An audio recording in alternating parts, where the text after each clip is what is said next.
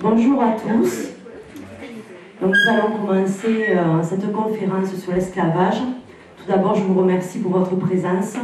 Et cette année, la municipalité a souhaité participer à la commémoration de l'abolition de l'esclavage et de la traite négrière. Et à cette occasion, je remercie l'association Bande d'Afrique qui a accepté d'organiser cette animation culturelle. Donc sachez qu'une exposition d'œuvres est proposée dans l'ancienne salle du conseil municipal. Elle a démarré le 6 mai et elle est ouverte au public jusqu'au 15 mai, oui c'est ça, pardon, aux heures d'ouverture de la mairie. Donc n'hésitez pas à vous y rendre. Vous avez des documents historiques qui sont présents et des œuvres sur toile également. Donc aujourd'hui, je tenais également à remercier M. Popocla, historien et maître conférencier, qui se présentera tout à l'heure et qui vous en dira plus long. Et je vais laisser la parole à l'association. Merci beaucoup. Bonjour, merci d'être venu. L'association Bande d'Afrique remercie tout particulièrement la ville de Bessan qui a osé mettre en avant la culture pour parler notamment de l'abolition de l'esclavage que nous avons baptisé notre mémoire commune. Il y aura un débat bien sûr, ce serait ouvert à tout le monde. Je vous dis à très bientôt et puis merci d'être venu encore. Je vais passer le micro au conférencier M. Popocla qui va se présenter et puis bientôt commencer la conférence. Je vous remercie. Donc, Clapopo, cette conférence va porter sur un ouvrage que j'ai écrit, que j'ai publié, un des deux ouvrages que j'ai déjà publiés, le dernier qui date de 2012, et son intitulé Yovoda et panafricanisme, résister pour survivre, s'unir et renaître. Donc, panafricanisme, renaître, résister, Yovoda. Alors, la date de 1900, je ne vais pas en faire mystère. 1900, en juillet 1900, s'est tenu à Londres le premier congrès panafricain. Le premier événement où apparaît le mot panafricain. C'est en juillet 1900 à Londres.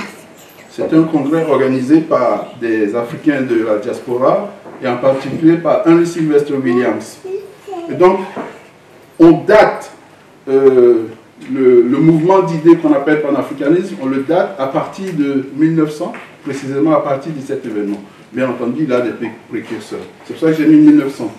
Mais ce n'est pas de ça que je voulais vous parler. Je vais vous parler des relations que je trouve entre les quatre mots qui sont là et qui font le titre de l'ouvrage. Sur le premier, alors on dit en général traite négrière. De mon point de vue, c'est un parti pris historiographique de dire traite négrière, s'agissant de ce qui est considéré en France, désormais, en tout cas depuis 2001, comme un crime contre l'humanité. Le penser comme traite, ce n'est pas la même démarche intellectuelle que de le penser comme crime. Les deux positions sont tout à fait recevables. C'est peut-être même la synthèse qui est plus féconde. En tout cas, moi, je voudrais réhabiliter l'idée qu'il s'agit d'abord d'un crime, avant que d'être un commerce qu'on sous-entend par traite. Donc, penser cet événement comme un crime, ça revient à ceci, à considérer que depuis le 16e siècle, il y a une relation entre l'Afrique et l'Europe qui est marquée par la domination de l'une par l'autre. Et que notre avenir ne peut pas consister dans cette domination, c'est notre passé. Notre avenir doit consister au contraire dans la reconfiguration de ces relations pour les amener, pour qu'elles soient fructueuses pour les différentes parties. Voici pourquoi je prends plutôt le point de vue de Yovoda plutôt que celui de traite. Parce que les historiens de la traite négrière ont tendance à considérer que voilà, c'était un commerce, il y avait des contractants, chacun tirait le parti qu'il voulait. Et les échanges étaient entre des contractants librement consentants. C'est un point de vue que, bien entendu, je désapprouve. Voici pourquoi j'ai choisi un thème pour marquer très précisément ma différence. Je ne vais pas insister là-dessus parce que, voilà, Maintenant, esclave. Bien entendu, si je parle de crime, il s'agit de la vente d'êtres humains par d'autres êtres humains. Et c'est très important que chacun propose ce qu'il entend par esclave. Parce que bien souvent, on considère que ben, c'est quelque chose de connu, hein, et donc il n'y a pas besoin d'y revenir. En réalité, ce n'est pas si vrai que ça. C'est pas si vrai que ça. Alors moi, je propose tout de suite, dans la littérature, comment j'entends l'esclave. Enfin, voici ce que j'ai compris de ce que j'ai lu sur ce que c'est qu'un esclave. C'est un être humain qui est la propriété légale d'un autre être humain. Il faut donc que dans le contexte de la société, le droit admette la possibilité que des êtres humains soient propriétaires d'autres êtres humains. C'est très précisément ça l'esclave. Dans toute l'histoire, quand on étudie ce phénomène, on pose d'abord la propriété légale d'un être humain. Donc on peut trouver les conséquences de cette possibilité d'être propriétaire, mais ces conséquences, ce n'est pas la cause. La cause première, c'est le fondement juridique de la possibilité que des êtres humains soient des propriétaires d'autres êtres humains. Si ce fondement juridique n'existe pas dans une société, c'est difficile de parler d'esclaves. Et bien entendu, il existe d'innombrables formes de servitude humaine. En Europe, dans le monde entier, il y a d'innombrables formes de servitude humaine, parmi lesquelles il y a celle-ci qui est caractérisée par le fait qu'on puisse être propriétaire d'un autre être humain. On dit oui, ça a existé partout, en tout temps. C'est faux. Aujourd'hui, en France, on ne peut pas être propriétaire légal d'un être humain. Donc ça n'a pas existé en tout temps. Il y a des pays, en Mauritanie, où c'est encore possible. Aujourd'hui où je vous parle, en Mauritanie, il y a des Noirs qui ont un statut juridique de propriété d'autres personnes. Bien que cela ait été plus ou moins aboli. Mais la loi qui l'abolit n'est pas strictement appliquée. Et donc il y a beaucoup de problèmes en Mauritanie aujourd'hui. Donc ça n'a pas existé toujours et ça n'a pas existé partout. C'est ce que je vais essayer de montrer rapidement. Donc l'esclave est un être humain qui est la propriété d'un autre être humain. La conséquence, c'est qu'il ne peut pas y avoir d'esclave si la société n'autorise pas, n'institue pas le droit pour un être humain d'être propriétaire d'un autre être humain. Il y a toute autre forme de servitude humaine, mais ce n'est pas celle, rigoureusement parlant, de l'esclavage. C'est une autre conséquence. Seules les sociétés esclavagistes conçoivent l'esclave. C'est même tautologique. Et là, c'est là où la controverse commence. Moi, je dis que les sociétés africaines n'étaient pas esclavagistes. C'est-à-dire qu'elles ne reconnaissaient pas le droit pour un être humain d'être propriétaire d'un autre être humain. Je ne dis pas qu'il n'existait pas de forme de servitude humaine, que tous les hommes étaient très bien traités dans la société africaine. Ce n'est pas ce que je dis. Je dis le droit, lorsqu'il est documenté, lorsqu'on trouve des archives de sociétés africaines anciennes, on ne trouve pas dans ces sociétés le droit pour un homme d'être le propriétaire d'un autre homme. Dans toutes les autres sociétés réputées esclavagistes, on trouve ce droit. Que ce soit en Grèce, que ce soit le code d'Hammurabi, que ce soit le code noir, bien entendu, pour ce qui nous concerne le plus proche de nous. Alors, d'où je tiens que les sociétés africaines ancestrales n'étaient pas esclavagistes. D'abord, la plus connue d'entre elles, c'est l'Égypte ancienne. Regardez bien la carte de l'Afrique, l'Égypte se situe bien en Afrique. Hein. Et donc, c'est une société africaine. La question peut se poser après de savoir si elle est africaine ou pas, de mon point de vue, oui, mais ce n'est pas ça. Géographiquement, elle est située en Afrique. Un. De deux, c'est une société dont on dispose le plus d'archives parmi les sociétés anciennes. Il y a d'innombrables papyrus. Ce qu'on a étudié est inférieur très largement à ce qu'il reste à étudier, à ce qu'on a découvert. Et en particulier, il existe des archives juridiques de l'Égypte ancienne. Et l'une des spécialistes reconnues au monde de l'étude de ces archives juridiques, c'est une Française. C'est Bernadette Menu, qui a écrit plusieurs articles et plusieurs ouvrages sur l'étude des archives juridiques de l'Égypte ancienne. Et c'est elle qui dit ce que je vous cite là. Donc je préfère toujours faire des citations et préciser d'où est-ce que je les tiens pour qu'on puisse aller vérifier. Pour Bernadette Menu, qui a étudié les archives de l'Égypte ancienne, en gros, il n'existe pas dans le droit de l'Égypte ancienne, qui est une société qui a duré quand même 3000 ans, il n'existe pas le droit pour des êtres humains d'être propriétaires d'autres êtres humains. Encore une fois, on ne dit pas qu'il n'y a pas de situation de servitude, on dit qu'il n'existe pas le droit pour un homme d'être propriétaire d'un autre homme. Et Bernadette Menu ne fait pas ses études pour me rendre service, elle n'est même pas concernée par mon propos ici, elle est faite strictement au point de vue de l'égyptologie. Elle n'a rien à voir avec l'histoire de la traite négrière.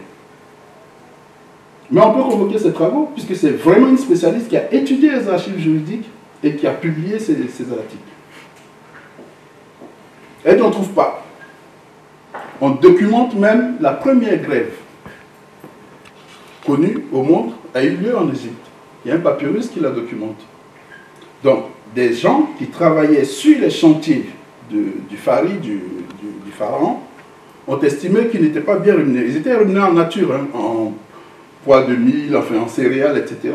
Ils étaient rémunérés en nature, mais ils étaient rémunérés. Ils ont estimé qu'ils n'étaient pas suffisamment rémunérés. Et ils ont exigé de rehausser leur rémunération. C'est la première grève connue, elle est bien identifiée. Il y a un papyrus qui l'identifie. Donc on a suffisamment d'archives. Qu'est-ce que j'apporte ici? Comme on dit que l'esclavage a existé partout et en tout temps, ce seul exemple me permet de refuser cette proposition. Puisque ça n'a pas existé en Égypte et ça n'a pas existé tout le temps. Ça a duré 3000 ans, cette civilisation. Mais mon propos ici, ce n'est pas de vous expliquer que l'esclavage n'a pas existé en tout temps, mais je suis obligé de mobiliser cet argument. Maintenant, il ne suffit pas de dire qu'en Égypte, on n'en trouve pas. Eh bien, il y a d'autres sociétés que l'Égypte en Afrique, qui sont méconnues. Donc, Égypte, on dit Kemet. Égypte, dans l'écriture des hiéroglyphiques, le pays s'appelle Kemet. Ici. Kouch, Meroé, Ouagadougou, etc. Ça, ce sont des sociétés anciennes africaines. C'est ici. Qu'on se représente très très mal. On a l'impression qu'il s'agit de petites tribus, etc. Je vais vous montrer tout de suite sur une carte. Il s'agit souvent de sociétés qui font des dizaines, voire des centaines de milliers de kilomètres carrés en superficie géographique et qui ont plusieurs siècles d'existence et qui sont particulièrement organisées, très bien organisées, quoi. Et il y a une référence, pour ceux qui s'intéressent à ces études, il y a une référence, ça s'appelle Histoire générale de l'Afrique. À la fin des années 70, sous l'égide de l'UNESCO, des dizaines de spécialistes au monde de l'histoire de l'Afrique ont été rassemblés. Ils ont tenu colloque sur colloque et ont rassemblé l'état de la connaissance sur l'histoire de l'Afrique à la fin des années 70. Et c'est devenu un document en 8 tomes qu'on appelle Histoire générale de l'Afrique, qui est traduit dans d'innombrables langues, et notamment dans des langues africaines, dans le Yoruba, le Swahili, etc. Eh bien, les tomes 2, 3 et 4 de l'histoire générale de l'Afrique concernent les périodes avant le XVe siècle. Donc, toutes ces sociétés que j'ai citées, si vous voulez savoir comment elles fonctionnaient, etc., qu'est-ce qu'on sait d'elles, référez-vous à ces tomes 2, 3 et 4 d'histoire générale de l'Afrique que je n'ai pas écrit, je n'ai pas né que... Enfin, si. Ouais. Enfin bon, qui existe depuis une quarantaine d'années, qui a été publié depuis les années 80, donc depuis une trentaine d'années. Eh bien, dans l'histoire générale de l'Afrique, vous ne trouverez pas de société en Afrique ancestrale où on autorise des êtres humains à être propriétaires d'autres êtres humains. Et de quelle société s'agit-il? Je vous donne un exemple. Je vais vous représenter rapidement, parce qu'il y a vraiment une méconnaissance de l'histoire de l'Afrique. Rapidement, un chronogramme entre le 7e siècle avant notre ère et le 15e après notre ère, à peu près 2000 ans. Et je vous représente sur ce chronogramme quelques sociétés africaines, quelques civilisations africaines, on va dire rapidement. Donc, la fédération du Ouagadougou, on dit Ghana, on l'appelle Ghana aussi. La fédération du Ouagadougou, qu'on appelle aussi Ghana, c'est une société, c'est une civilisation entre le 3e siècle avant notre ère et le 11e siècle. Ici, on identifie, pour ce qui concerne sa culture matérielle, on identifie les premières maisons à étage construites en pierre en Afrique dès le 3e siècle. Ce sont des fouilles des époux Macintosh. Et là, on est en Afrique de l'Ouest, hein. On est dans l'actuel Mali. Donc, quand je vous parle de ce Ouagadougou, bon, ça veut dire en langue africaine, notamment en mandé, Ouagadougou, c'est le Dougou des Ouaga, le pays des nobles. Bon, ils avaient une très haute opinion d'eux-mêmes, en tout cas. Le pays des nobles, à son apogée, nous sommes au 9e siècle, ça correspond au temps de Charlemagne, Karl Magnus. Et bien à son apogée, ce pays fait environ 3 millions de kilomètres carrés. Il a une monnaie, le Mictal, il a des impôts, il a une administration fiscale, etc. Ce n'est pas une tribu. On se représente l'Afrique comme une myriade de tribus avec des gens nus, une queue de plume dans les fesses. Ce n'est pas ça du tout. Sur ces 2000 ans que je vous représente, et je vous ai cité mes sources préférentielles, Histoire générale de l'Afrique, vous verrez tout ça. Raconter leur économie, leur politique, leur administration, leur organisation militaire. Vous êtes en présence des sociétés de l'Europe de la Renaissance. Sauf que l'Europe de la Renaissance, c'est 1500 ans plus tard. À peu près. Ça dépend. Donc voilà, Napata, c'est entre le 7e et le 3e siècle. Ça, c'est en Afrique de l'Est. Donc ici, on était à l'ouest, là, on est à l'est, et on est toujours dans la même période. Et là, on est au centre. Congo-Tinanza, c'est dans le bassin du Congo, du fleuve Congo, c'est en Afrique centrale, c'est encore entre le 3e siècle avant notre ère et le 17e siècle, etc. Donc, on voit très bien que, de façon géographique, donc, d'est en ouest, du nord au sud, on trouve des sociétés anciennes, et du 7e siècle avant notre ère jusqu'au 15e siècle, on en trouve partout. Donc, ce n'est pas un pays où il y a une myriade de tribus en guerre incessante les unes contre les autres. Je vais donner quelques éléments sur la culture matérielle de l'époque. C'est très important de se situer là pour parler après de ce qui se passe après. Il c'est bien de comprendre qu'est-ce qu'il y avait avant que cela n'arrive. Puisque je vous ai posé au départ que ce que j'entends par Yoboda, c'est la défaite militaire des Africains face aux Européens. Mais c'est quoi ces Africains? Qu'est-ce qu'ils étaient avant d'avoir subi cette déflagration? C'est très important parce que d'autres disent « Ah, ils ont été bien, ils ont été sauvés. Comme ils s'entretuaient entre eux, ceux qu'on a déportés ont échappé à la misère. » Ah si, il y a, dans la littérature, vous trouverez ça. Hein. Je n'exagère pas, je vous donne des preuves que ça existe. Alors ça, c'est l'une des civilisations les moins méconnues qu'on appelle rapidement l'Empire du Mali, que moi j'appelle la Fédération du Mandé. Donc c'est en Afrique de l'Ouest, là c'est l'Ouest de l'Afrique, et c'est à peu près tout le Mali actuel qui fait 1 200 000 km², hein, qui est donc 2 fois plus grand que la France, 2 fois et demi, plus la Guinée, le Sénégal, le nord de la Côte d'Ivoire, enfin pour ceux qui connaissent la carte de l'Afrique, je suis désolé de ne pas mettre les pays, mais vous voyez, jusqu'au Niger. C'est un seul pays, et là c'est son extension maximale aux alentours du 15e siècle. C'est un pays où on trouve une université. On trouve une université, c'est l'université de Sankoré. On a encore les archives de l'université de Sankoré. Aujourd'hui où je vous parle, si vous allez à Tombouctou, vous trouverez les archives de savants africains qui ont écrit sur la médecine, l'astronomie, etc. L'université de Sankoré. Ils écrivent pour l'essentiel en arabe, mais ils écrivent ce qu'on appelle adjami. C'est-à-dire, ils écrivent en langue africaine avec l'alphabet arabe. Comme aujourd'hui, je peux écrire le malinké avec l'alphabet qu'on utilise en France. Eh bien, l'adjami, c'est l'écriture en arabe de langue africaine. Et il y a des millions d'archives, j'ai dit bien, je répète, des millions d'archives écrites de la période qui existe aujourd'hui et qui ne sont quasiment pas du tout étudiées. Des traités de médecine, des théologies évidemment, puisque c'est de l'arabe, hein, c'est une civilisation qui est plutôt d'inspiration musulmane à son apogée, et donc il y a beaucoup de lettrés arabes qui enseignent à l'université de Fès, d'Al-Aqsa, etc. Ils font partie du monde arabe de l'époque, qui est à son apogée, musulman, je veux dire, arabe, musulman. Donc voilà, c'est un pays, vous voyez ici, regardez l'échelle, on estime qu'ici ça fait à peu près 500 km de façade, et voici l'échelle, c'est 500 km. Vous pouvez la multiplier par 3,5 pour avoir son extension en largeur. En réalité, parce que le concept de frontière est très très volatile en Afrique. Ce n'est pas rigoureux. Il n'y a pas un lime, comme dans la culture grecque, on appelle lime chez les Romains la frontière, qui est physique. Ici, l'influence de ce pays arrive jusque-là. Jusque-là. Il n'y a pas d'autre pays, l'influence politique de ce pays arrive jusque-là et dépasse. Là, on est au sud de l'Algérie, mais c'est plutôt au sud du Maroc qu'il aurait fallu considérer, puisque la ville la plus au nord connue dans les archives, c'est Sijil Massa, c'est quasiment, à la latitude du Maroc. Bon. Je reviens, je ne vais pas insister sur cet aspect, je vous ai donné mes références, vous pouvez lire si ça vous intéresse. Et voici quelques éléments de culture matérielle de la période. Méroé, vous voyez ça, ça a été fabriqué à quelques 2000 ans, enfin, presque 2000 ans avant le 15e siècle. Ce sont des édifices que vous trouvez encore aujourd'hui, vous pouvez aller les visiter.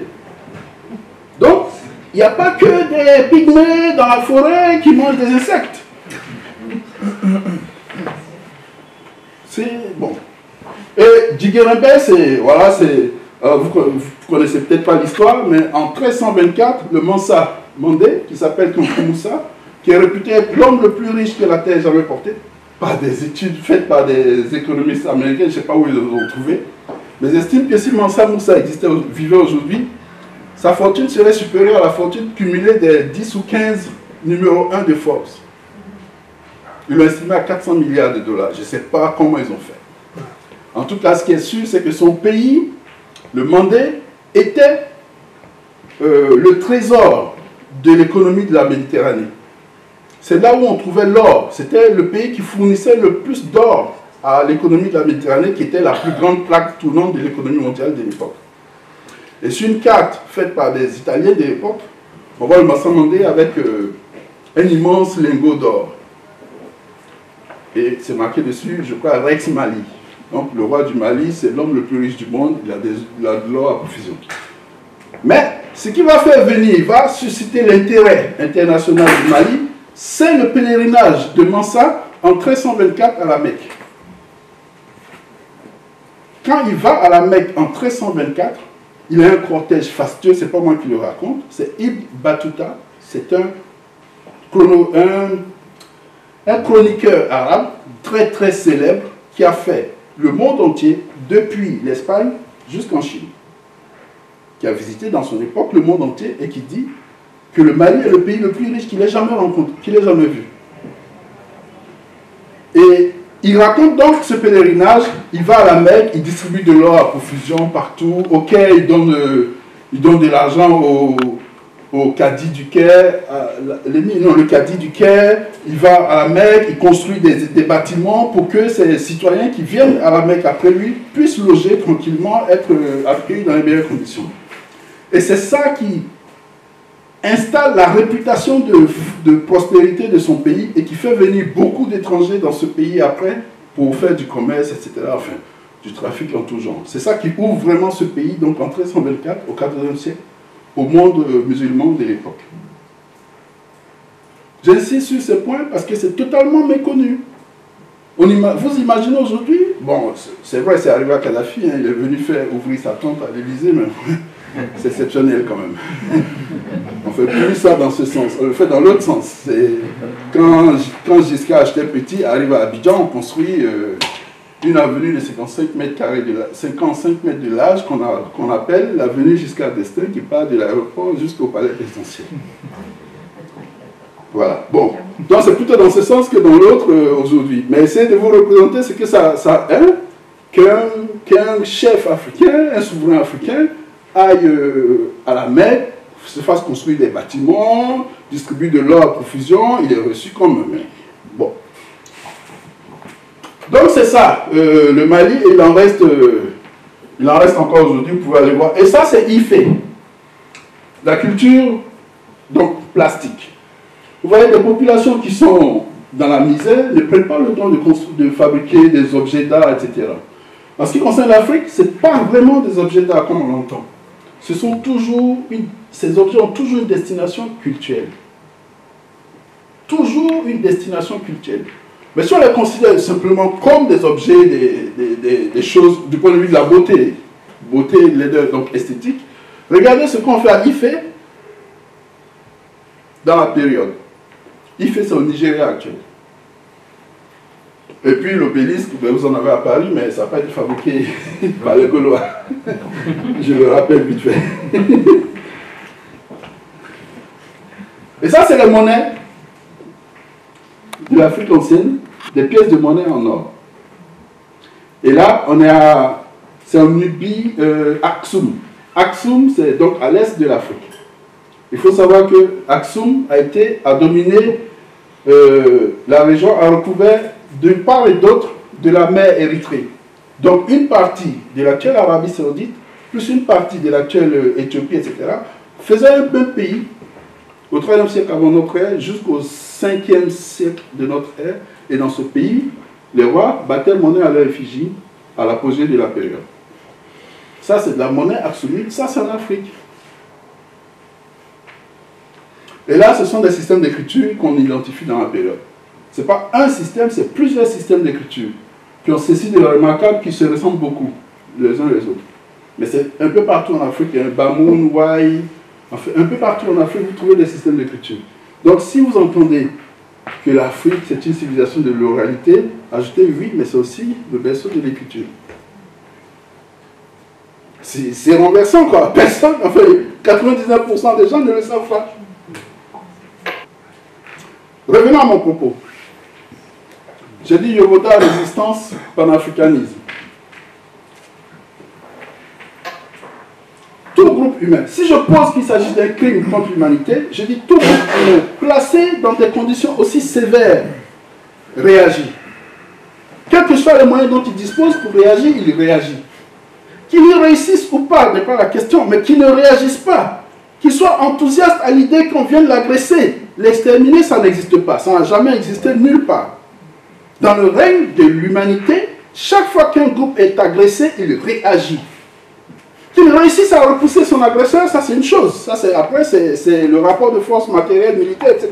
Mais qu'il ne réagisse pas, qu'il dise « Ah oui, on est très content. Voilà, achetez nos enfants par tonnes. Déportez-les. On est très très content, ça nous va très bien. En échange de pacotille, comme on dit. C'est pas possible. Donc, l'intensité de l'agression suppose une réaction au moins aussi intense. Qu'elle soit efficace, c'est-à-dire qu'elle atteigne son but ou pas, c'est pas la question, mais suppose une réaction. Et donc, le Yovoda suppose nécessairement la résistance. L'agression suppose nécessairement la résistance. Dans l'historiographie africaine, on nie cette résistance. Et comme on ne fait pas de recherche sur des cas de résistance, et bien entendu, on ne trouve pas ce qu'on ne cherche pas, et ça conforte l'idée que ça n'a pas existé. C'est pas vrai. Ça ne peut pas n'avoir pas existé. Mais ça, c'est une position de principe. Quand je vous dis ça ne peut pas n'avoir pas existé, je ne prouve pas davantage que ça a existé. Il faut que je donne des éléments concrets, documentés. C'est ce que je vais faire dans la suite du slide. Mais ce que je voulais dire, comme conséquence théorique, c'est que les sociétés africaines d'aujourd'hui sont nées de cette résistance. C'est ce que j'entends par résister pour survivre.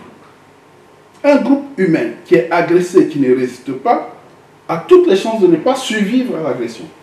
S'il y a encore des Africains sur cette terre aujourd'hui, c'est parce qu'il y a eu des Africains qui ont résisté. D'autres peuples en Amérique ne sont pas là pour le dire. Il faut savoir que de 1492 à 1550, 80% de la population locale avait déjà été exterminée. Par des maladies, on prétend que c'est par des maladies. En tout cas, il y a des chroniques de Inca Garcia de la Vega, je crois. En fait, je ne sais plus l'auteur, mais c'est très brève destruction des Indes. Quelque chose comme ça. Très brève relation de la destruction des Indes. Disait le texte, vous verrez qu'il n'y avait pas que les maladies qui les ont exterminés, mais en 2 générations à peine, 80% de la population avait déjà été décimée. Et aujourd'hui, ce qu'il en reste, c'est plutôt des réserves d'Indiens. Alors qu'aujourd'hui, en Afrique, l'Afrique est la première puissance démographique au monde, avec 1 milliard d'habitants sur le continent et à peu près un demi-milliard hors du continent, devant la Chine. Alors donc, là, c'est un ouvrage commandité encore par l'UNESCO. Ce sont des recherches qui ont été faites sur les traditions orales. C'est-à-dire les pays d'Afrique où il y a eu ce qu'on appelle la traite, que j'appelle le Yovoda. On est allé interroger les gens, les plus vieux des populations, pour voir qu'est-ce que, dans le mémoire collectif, qu'est-ce qu'il en est resté. Est-ce que c'était une période faste où on était content de se vendre les uns aux autres pour ramasser des paquets? Et là-dedans, donc ce test existe, hein, vous pouvez le trouver dans la bibliothèque de l'UNESCO. Et là-dedans, on cite des toponymes. Koneya, Bassaya, ce sont des cités. Ce sont des cités, des citadelles de la résistance. Et on vous dit, Tout fugitif, pour une raison ou pour une autre, qui parvenait à y entrer, devenait de facto un homme libre après un rituel occulte dit de réappropriation de sa dignité humaine. Ça se passe dans le Rio Congo. Le Rio Congo, c'est au large, c'est en Sénégambie, enfin en Gambie actuellement.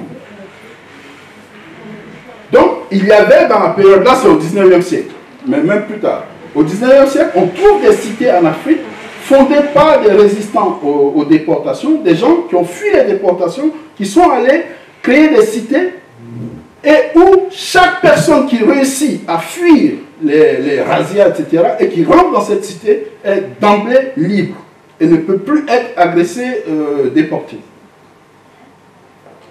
Ce sont des toponymes, ça existe, il y a des villes, il y a des lieux où en Afrique, la résistance s'organisait. Sauf que ces lieux ne sont pas étudiés pour ce qu'ils sont.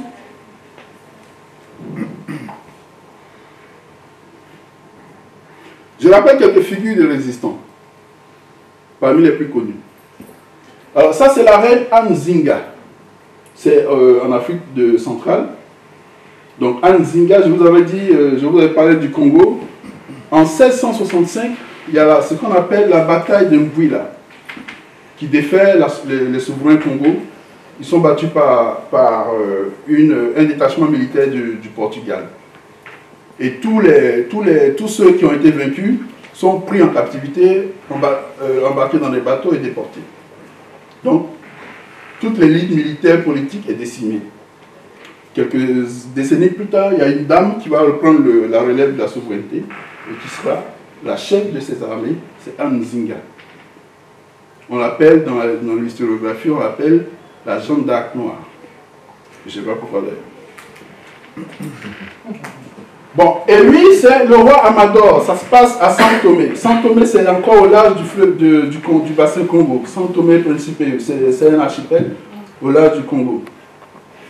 Donc, le 11 juillet 1995, ce sont des captifs, parce que les îles Madère, Cap-Vert, São Tomé, etc., sont les premières localités de déportation des Africains. On les capturait sur le continent et c'est sur les îles qu'on les utilisait avant d'avoir ouvert le grand marché de la déportation vers les Américains. Et donc, les premières résistances, chronologiquement, ont eu lieu dans ces îles où il y avait les premières concentrations de captifs africains. Et l'une des celles que j'ai documentées par hasard, en lisant un ouvrage, c'est celle de 1595 de Amador. Donc voilà, ce sont des Africains qui vont se libérer des plantations de São Tomé, qui vont aller occuper les hauteurs de l'île, la forêt, les hauteurs de l'île, et un jour, donc le 11 juillet, ils vont débarquer sur la colonie et saccager la colonie. Donc c'est un historien qui raconte cette histoire.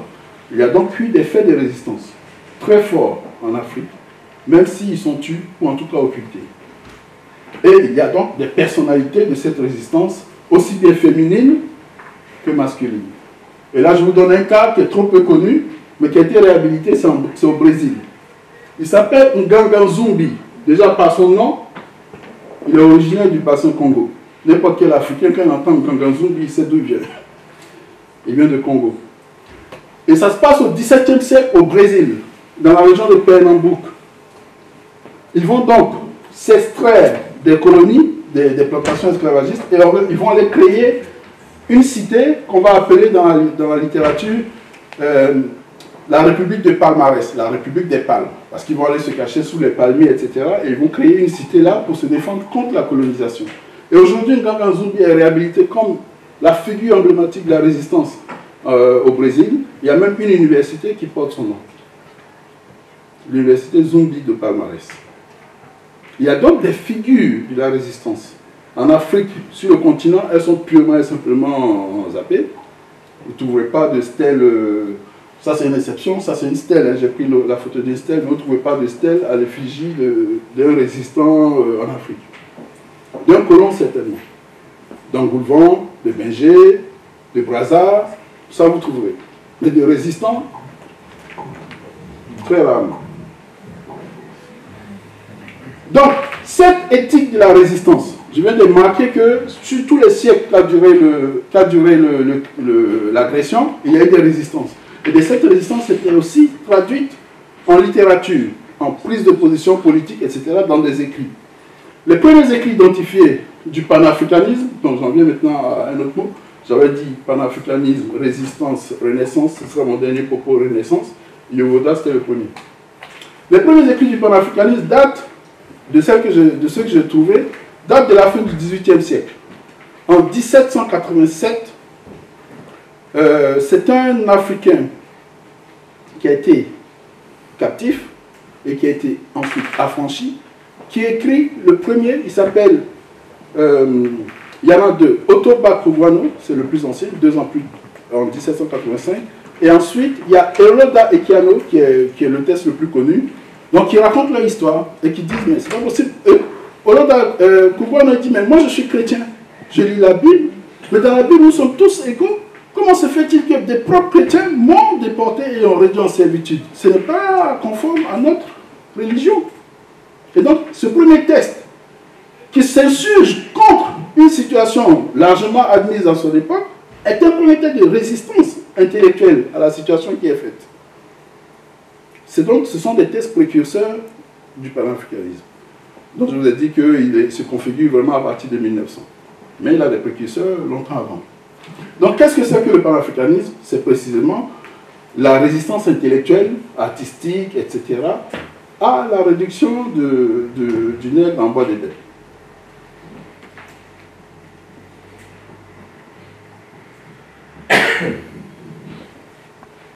Et quelqu'un qui est mieux qualifié que moi, Lazare Kizerbo, c'est le fils du professeur Joseph Kizerbo, qui est l'une des plus grandes sommités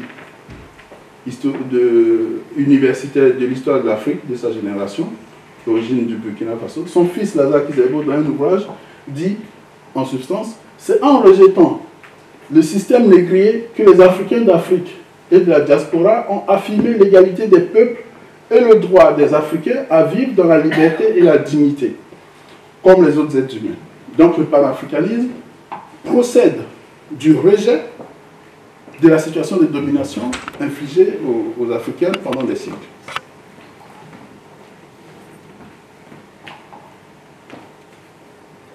Et ce panafricanisme prône la renaissance, c'est-à-dire sortir de cette situation de domination, renaître à soi-même. Quand on a subi une défaite aussi sanglante, il est important de prendre un certain nombre de dispositions pour en sortir, pour s'en relever. C'est ce qu'on appelle la renaissance, qui a été réhabilitée ces dernières décennies par Thabo Mbeki, l'ancien président de l'Afrique du Sud, qui a beaucoup parlé de renaissance. D'un point de vue qui n'est pas exactement le mien, mais ce n'est pas la question. Alors c'est quoi la renaissance? C'est précisément reprendre l'initiative de son propre destin collectif, individuel. C'est quand on a subi une défaite, une telle défaite. Si on ne fait rien pour reprendre l'initiative, il n'y a pas de raison d'en sortir. Les populations, les sociétés africaines que vous voyez aujourd'hui sont des sociétés défaites. Il n'y a pas de structure, etc., qui soit remise en ordre de marche pour se reconquérir soi-même. Il y a une méconnaissance, mais encore plus forte de l'histoire de l'Afrique par les Africains. Quand vous allez dans les livres scolaires en Afrique, il n'y a pas ce que je viens de vous raconter là, ça n'existe pas. En sortant d'ici, vous serez mieux instruits sur cette question que des universitaires africains qui ont fait toutes les études en Afrique. C'est affligeant quand même.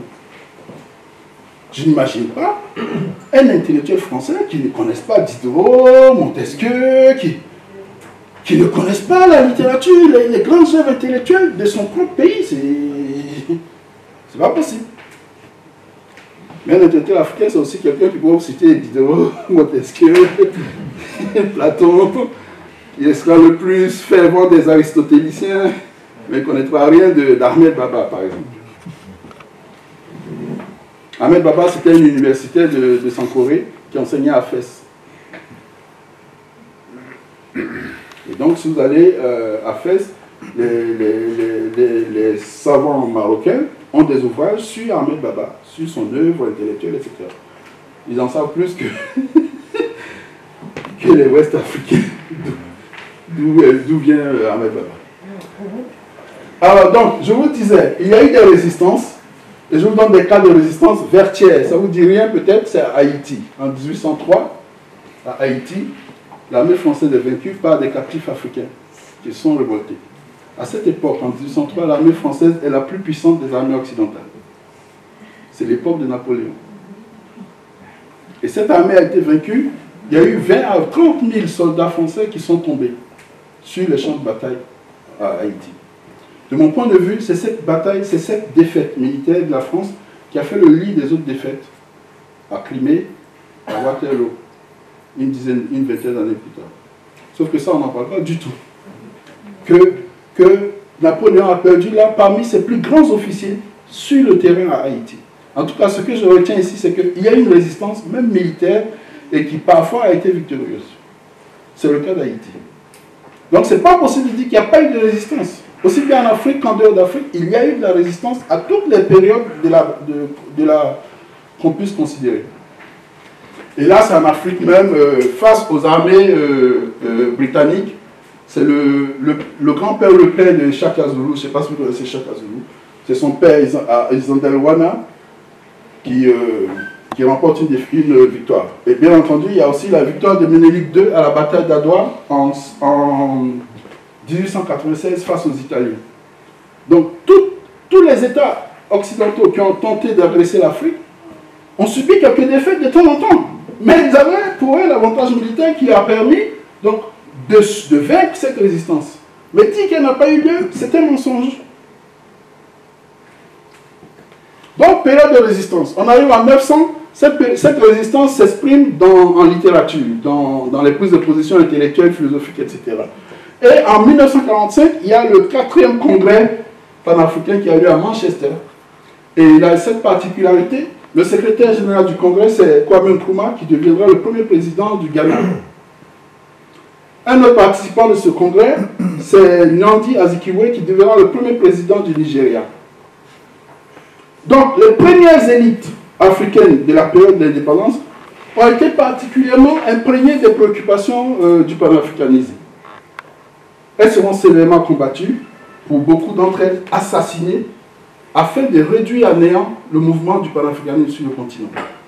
Donc, vous connaissez les principales victimes, c'est Ernest Mwandié au Cameroun, c'est Patrice Emery Lumumba au Congo, c'est Amilcar Cabral, c'est évidemment Thomas Sankara. Donc tous ceux qui ont défendu cette position de principe tellement noble, le droit pour tous les peuples du monde à disposer d'eux-mêmes, et en particulier pour les nations africaines, à disposer de leurs propres ressources naturelles pour leur propre compte, etc. Tous ceux-là ont été éliminés d'une manière ou d'une autre, et bien souvent physiquement, pour imposer ce que nous avons aujourd'hui, qui sont, comme disait Sankara, les larbins de l'impérialisme. Bon, je n'insisterai pas là-dessus, je ne suis pas aussi téméraire que Sankara. Surtout, je n'ai pas son talent, bien entendu. Donc voilà, à partir de 1945, le panafricanisme est combattu, mais sévèrement, et il s'ensable. Ça devient une grosse arnaque qu'on appelle l'OUA. Bon, ça, je ne vais pas y revenir, mais ça s'ensable. Et maintenant, aujourd'hui, il s'agit de reprendre ce panafricanisme là où il a été arrêté, afin de enfin reprendre l'initiative de notre propre destin et de proposer au monde des relations équilibrées, fraternelles. Parce que quelqu'un qui est à terre, vous ne pouvez pas fraterniser avec lui. Il est défait et il est par terre. Donc il faut qu'il se tienne debout en face de vous, sans inimitié quelconque, pour qu'il y ait une véritable fraternisation. Ne discute pas avec son esclave, franchement. Va te coucher là, il se couche, c'est tout. Bon, alors là, rapidement, pour moi, le panafricanisme doit être enseigné aux populations, donc ça doit rentrer dans l'éducation nationale pour nourrir cet esprit de reconquête de soi, cette connaissance de notre propre histoire, non pas pour pleurer sur nos malheurs, mais pour s'en relever vraiment, en prenant des dispositions pratiques en vue de s'en relever et de proposer autre chose au monde que le larbinisme. Voilà. Beaucoup d'Africains sont particulièrement heureux d'être... enfin, ils ont tellement intériorisé cette infériorisation qu'ils n'en sortent pas. Et c'est le même cas à l'inverse. Beaucoup d'Occidentaux ont intériorisé cette supériorité cette éducation de la supériorité qui n'en sort pas. Et bien entendu, quelqu'un qui est dans une éthique de la supériorité avec quelqu'un qui est dans une éthique de l'infériorité, ils n'ont pas de discours, ils n'ont pas d'échange vraiment fréquent. C'est toujours biaisé, c'est trop souvent biaisé. Il faut qu'en homme libre, ils puissent ensemble élaborer vraiment un avenir commun. C'est le sens de cette intervention sur l'histoire commune. Je vous remercie.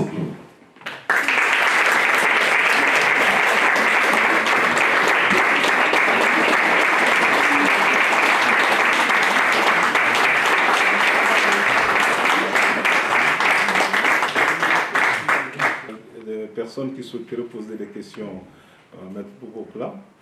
Donc le débat est ouvert.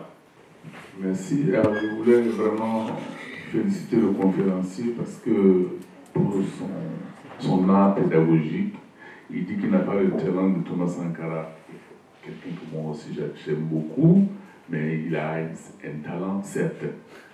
Et je me réjouis aussi de...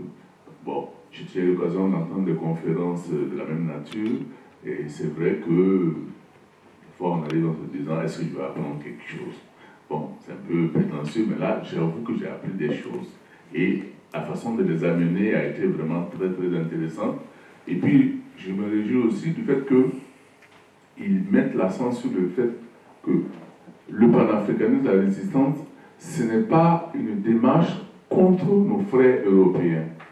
C'est mettre l'accent sur le fait que nous devons nous relever pour pouvoir mieux dialoguer et construire ensemble avec vous.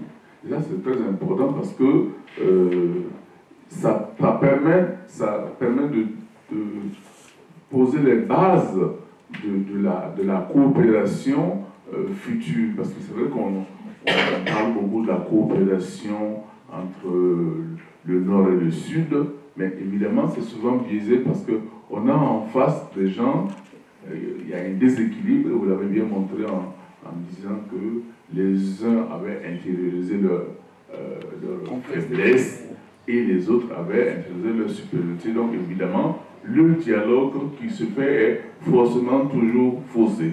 Donc je n'avais pas de questions à poser, mais c'était pour me réjouir de vos propos et vous féliciter. Merci beaucoup. Juste une question pratique, ce qu'on appelle la relation France-Afrique, oui, qui date depuis le général de Gaulle. Est-ce qu'on n'est pas tout à fait dans le contexte d'une relation supériorité-infériorité telle que vous l'avez développée? C'était précisément ça. Puis d'ailleurs, je n'ai pas prononcé le gros mot que vous avez osé prononcer, mais c'est très précisément ça. On met à la tête des États africains des personnes entièrement acquises à des intérêts stratégiques qui ne sont pas ceux des populations que ces personnes sont censées représenter. Et après, on s'étonne que la fortune d'un Mobutu soit l'équivalent de la dette de son pays et que cette fortune, bien entendu, est conservée dans les banques en Suisse. Ça ne dérange pas tout le monde quand même que ça fonctionne comme ça. C'est très précisément de ça que je voulais parler. Quand je dis il faut que d'autres reprennent l'initiative de leur propre destin et qu'ils établissent un dialogue beaucoup plus fructueux et plus fraternel. Sauf qu'aujourd'hui, c'est un gros mot. On en parle même comme démagogie quand on parle de possibilité de fraterniser. Parce que les uns sont tellement habitués aux avantages qu'ils croient tirer de la situation qu'ils n'envisagent pas un seul instant que cette situation puisse changer. Or, malheureusement pour ces gens, j'ai une nouvelle à annoncer, c'est que ça va changer. Qu'ils le veuillent ou non, ça va changer. 1,5 milliard d'Africains aujourd'hui, 4 milliards dans une génération, la population la plus jeune au monde. Aujourd'hui, dans une génération, 50% de la jeunesse mondiale sera africaine. 50% des gens, des êtres humains de moins de 35 ans seront africains dans une génération. Ils sont assis sur l'or, le diamant, les ressources aquatiques, ils sont assis sur tout. Vous croyez qu'ils vont continuer de venir mourir dans la Méditerranée? Il y a donc une nécessité, mais urgente, à remoduler les relations. Évidemment, le gros mot que vous avez dit, c'est très précisément celui auquel je pense. et j'ai appris plein de choses. Franchement, bravo, merci beaucoup. Là, je voulais dire, le mot Yovoda, en fait, c'est la première fois que je le rencontre, et bon, j'ai un peu compris ce que ça voulait dire, ce que vous avez exposé, mais si vous voyez le redire, et puis d'où il vient et tout. Et puis un mot à un moment qui ressemble à Ouagadougou actuel, mais ça se fait pareil au son et pas à l'écriture. Est-ce que ça a à voir? C'est une deuxième question. Ouagadougou, alors, le Ghana actuel s'appelle Gold Coast, au moment où c'est une colonie britannique. Et c'est comme un Nkrumah pour réhabiliter ce fameux Ouagadougou, qu'on appelle Ghana aussi, qui va prendre le nom Ghana. Ouagadougou, c'est effectivement un toponyme du Burkina Faso, mais il y a eu, avant le Burkina Faso, il y a eu un pays en Afrique, dans cette région ouest africaine, qui s'est appelé Ouagadougou également. Et c'est rigoureusement le même sens, c'est-à-dire le pays des hommes des nobles. Dougou, Ouagadougou, c'est ce que ça veut dire. Donc ça va avoir. Maintenant, est-ce que ce toponyme, parce que si vous regardez dans les toponymes africains, si vous tapez un nom de ville en Afrique, un nom africain d'une ville en Afrique ou bien d'un village, vous allez trouver sur la carte, il est disséminé presque partout sur le continent. Tapez Lakota, bon d'ailleurs on trouve des Lakota aux États-Unis. Tapez Kong, vous allez trouver des Kong un peu partout. Et donc il y a une dispersion de certains toponymes en Afrique. C'est Cheikh Anta qui l'a bien étudié dans un de ses ouvrages, qui montre que les populations africaines n'étaient pas embarricadées les unes, voyageaient quoi. Voilà, si nous sommes dans un pays qu'on appelle Congo aujourd'hui et qu'une souche va s'installer à des milliers de kilomètres, elle peut reprendre le nom Congo pour rappeler son origine. Donc vous allez trouver des Congos un peu partout. Ce sont des ressortissants de Congo, la plus ancienne Congo, qui ont fabriqué d'autres Congos ailleurs. Et donc Ouagadougou, ça peut être ça. Je n'ai pas vérifié, mais ça peut être ça. Je ne suis pas étonné en tout cas qu'il en soit ainsi. Le second point, vous dites, Yovoda d'y revenir. Chez les historiographes africains-américains, ils emploient un autre mot, Maafa, qui vient plutôt des langues est-africaines, pour dire la même chose. C'est toujours cette question de reprendre son propre destin. La première souveraineté, c'est la souveraineté du discours. C'est le droit de dire dans mes propres mots ce que je pense. Et donc, ne pas s'abonner sans distance critique au discours de l'autre sur soi, mais essayer d'élaborer son propre discours, y compris en employant ses propres mots. Eh bien, Yovoda, je ne l'ai pas inventé, c'est un mot des langues du golfe de Bénin, donc Togo, Bénin, etc., des langues fongbe, et qui signifie le crime, le mal, quoi, le crime. J'ai préféré prendre ce mot plutôt. Bon, c'est pas moi qui l'ai inventé dans la littérature, j'ai rencontré chez certains auteurs, mais moi je pense être l'un des premiers à avoir inscrit dans le titre d'un ouvrage pour le mettre en avant contre l'historiographie de la traite négrière. Ce n'est pas seulement une traite, c'est un crime. Moi je suis Ibrahim Togola, étudiant malien à Marseille. J'associe ma voix à ceux de mes prédécesseurs pour remercier le conférencier. En tant que jeune africain, entre guillemets, parce que l'Afrique n'est pas un pays, comme beaucoup le pensent, mais un continent, je suis malien, d'apprendre tout ce qu'il a dit sur l'Empire du Mali, l'Empire Songhai et l'Empire du Ghana. L'actuel Mali est issu de ces trois grands empires, et quand il parle de Djinkareber de Sankoré, c'est l'actuelle 7e région administrative du Mali, c'est-à-dire Tombouctou, malheureusement qui vit des moments difficiles dus à la crise malienne. Mais je pense que c'est nécessaire de multiplier des conférences pareilles, parce que souvent on a l'impression que cette page de l'histoire, il ne faut pas la déchirer, parce que c'est un fait. Ça ne sert absolument à rien que ça soit un tabou. Aujourd'hui, je pense que l'Afrique ne demande pas d'excuses, non, juste de reconnaissance, et qu'on passe à autre chose. C'est souvent inadmissible en tant que jeune Africain de se dire, est-ce qu'on n'essaie pas d'hiérarchiser les crimes de l'humanité? Aujourd'hui, on a l'impression qu'on parle d'autres crimes qui n'ont pas fait plus de mal que l'esclavage. Mais on n'en parle pas. Il faut en parler. ça ne fait rien. On veut juste apprendre ce qui s'est passé et on va passer à autre chose. Quand vous avez parlé de ces résistants, certes, il y a eu des résistances. Quand je vous donne juste l'exemple de la 3e région administrative du Mali, peut-être vous en savez un tout petit peu, des Babemba. Quand le colon était à la porte de Sikasso, il a dit « Je préfère la mort que la honte. On ne va pas me prendre. » Et il a demandé à ses gardiens de le tuer. Aujourd'hui, vous avez parlé de Thomas Sankara, de Patrice Lumumba, de Kwame Nkrumah. Nous savons tous comment ils sont morts. Mais beaucoup en Europe ne le savent pas. En fait, nous faisons la différence entre la politique européenne et le peuple européen. C'est ce qu'il faut le dire. Nous n'accusons pas le peuple. C'est la politique qui se passe en Afrique qui fait que les Africains parlent souvent mal de l'Europe. Non, ce sont les frères. Aujourd'hui, moi je suis là, je suis accueilli à bras ouverts. Mais par ailleurs, quand vous revenez aujourd'hui en Afrique et que vous parlez avec mes frères qui sont restés au pays, ils ont une autre image de l'Europe. Parce que c'est ce qu'on leur donne, parce que c'est ce qui se passe. Aujourd'hui, quand je vous donne l'exemple de la Libye, de ce qui se passe en Libye, le Sahel est devenu aujourd'hui une bombe à retardement à cause de ce qui s'est passé en Libye. Mais ce n'est pas le peuple européen, mais c'est la politique européenne qui a semé ce désordre aujourd'hui en Libye. On s'est débarrassé d'un autre leader comme tant d'autres. Entre guillemets, il pouvait être un dictateur. Mais est-ce qu'il fallait ça aujourd'hui en Libye? Non, moi je dis non. Alors, parlons-en, disons ce qui se passe, ce qui ne va pas. Il y a un autre phénomène qui est récent, c'est inadmissible qu'au XXe siècle encore, il y a des milliers de jeunes qui dorment au fond de l'océan Atlantique parce qu'ils veulent juste venir en Europe. L'Eldorado européen, ce qu'on leur donne, l'image qu'on leur donne à la télé. Ces jeunes gens, vous imaginez que est-ce que c'est possible d'abandonner toute une famille, des amis, en connaissant les risques, malgré ils se disent on n'a rien à perdre.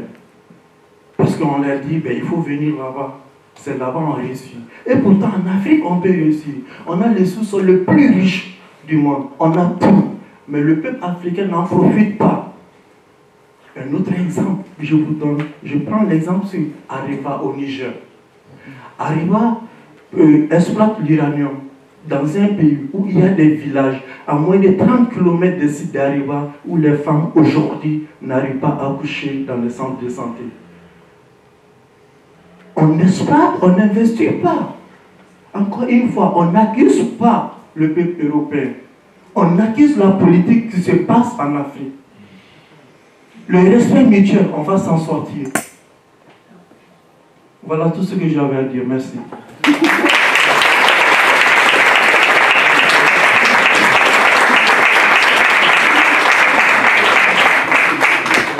Avant de passer la parole à M. Popokla, je vais remercier encore la ville de Bessin et M. le maire et toute son équipe de nous avoir accompagnés pour cette organisation.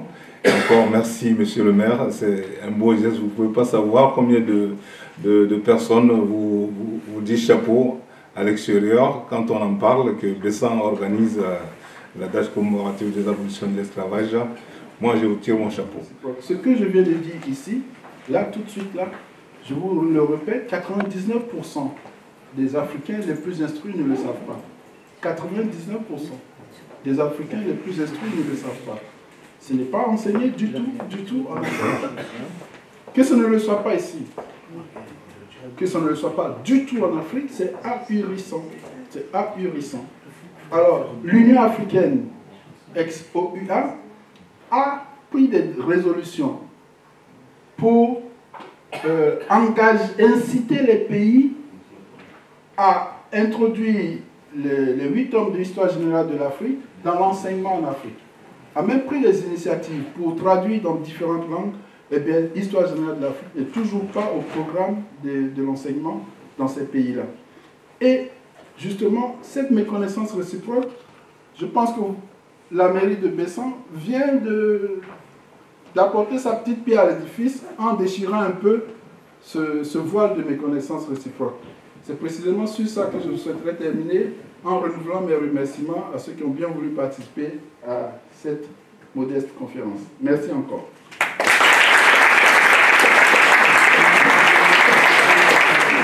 Écoutez, je vous remercie les uns et les autres d'avoir participé à cette conférence. Merci à vous parce que ça a été vraiment très clair. Vous nous avez ouvert les yeux sur beaucoup de préjugés aussi.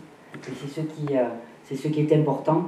Et je crois que ce soit entre l'Afrique et la France ou même dans notre France à nous, les préjugés, c'est souvent ce qu'il faut faire tomber. Donc je voudrais remercier l'association Vent d'Afrique. Merci aussi nos amis du Mali parce qu'on les connaît un petit peu puisque nous avons un projet commun avec l'association Ensemble Nous Pouvons et ça permet aussi de créer des liens entre les pays, entre les peuples. Et nous sommes tous des êtres humains et c'est ce qui, je crois, doit ressortir aujourd'hui. Donc merci vraiment pour vos interventions.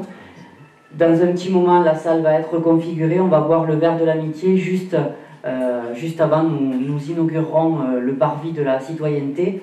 La citoyenneté, c'est aussi un symbole aujourd'hui lors de cette journée de commémoration contre l'esclavage. Donc on est tous citoyens et on est tous citoyens du monde, je pense. Merci à tous.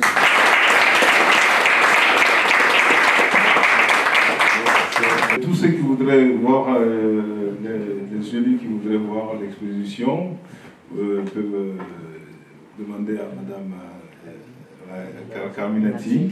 Donc la salle est à disposition pour regarder les tableaux que certains artistes ont pu.